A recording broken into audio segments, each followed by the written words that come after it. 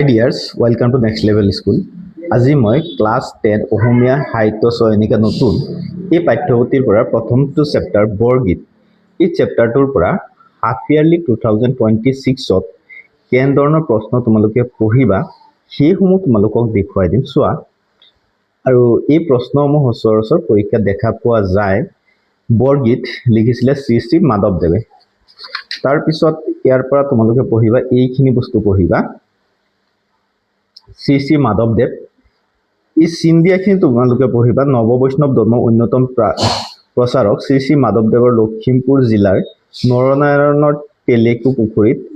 1489 চনত জন্ম হয় তেওঁৰ পিতৃ গোবিন্দগিৰি ভূঞা আৰু মাতৃ মনোৰমা এইখিনি তোমালোকে পঢ়িবা আৰু তোমালোকে চিন্দিয়াখিনি চিন্দি ল'বা ধুনীয়াকৈ চিন্দি ল'বা আৰু এইখিনি ভালকৈ পঢ়ি যাবা ঠিক আছে এইখিনি পঢ়ি গ'লে তোমালোকে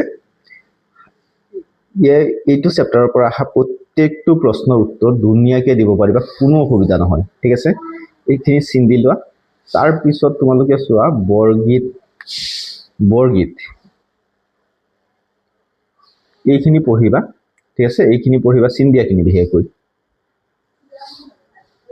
তাৰ পিছত ইয়াত পঢ়িবা তোমালোকৰ বৰগীতৰ লক্ষণ হ'ব বৰগীতসমূহ শাস্ত্ৰীয় ৰাগতালযুক্ত গীত মোষ্ট ইম্পৰ্টেণ্ট বস্তু হয় তাৰ পিছত বৰগীতৰ ভাষা ব্ৰজৱালী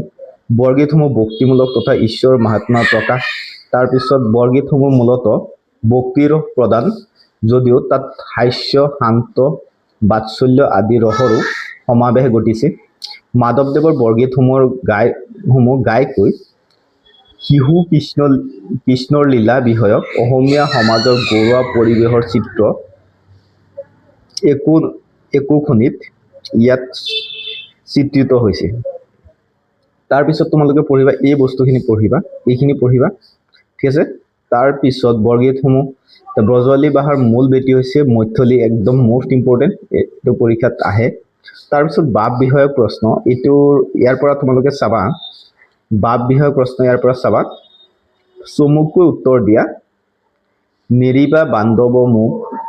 জীৱনে মৰণে কবিয়ে জীৱনে মৰণে নেৰিবৰ বাবে কাক অনুৰোধ কৰিছে ঠিক আছে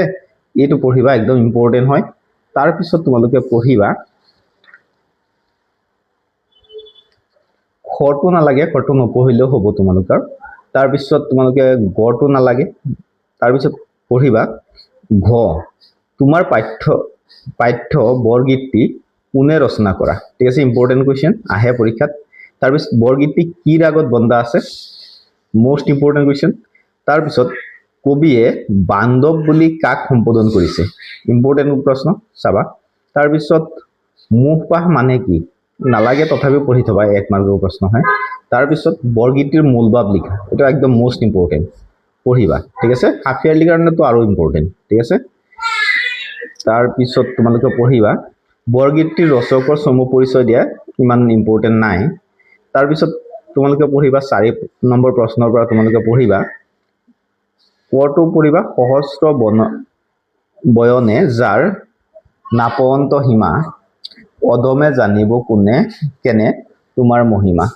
ঠিক আছে এইটো পঢ়িবা এই কুৱেশ্যনটো ইম্পৰ্টেণ্ট হয় তাৰ পিছত তোমালোকে পঢ়িবা আতুৰ বৈলহুহু খৰি বিষয় বিকলে কৰিও উদ্ধাৰ মুখ চৰণ কমলে এইটো পঢ়িবা তাৰ পিছত তোমালোকে পঢ়িবা গ নম্বৰ প্ৰশ্নটো তোমাৰ চৰণ দুই মোৰ মহাধন বকতজনে নিজ তুমিছে জীৱন ঠিক আছে এইটো পঢ়িবা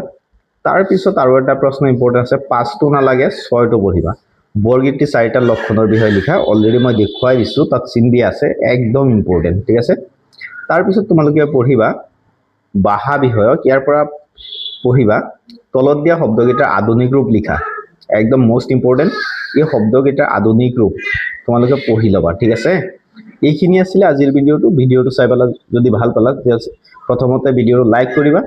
আৰু যদি এনে ধৰণৰ ভিডিঅ'সমূহ পাই থাকিব বিচাৰা বিশেষকৈ মেথছৰ প্ৰতিটো প্ৰশ্নৰ উত্তৰ লগতে MCQ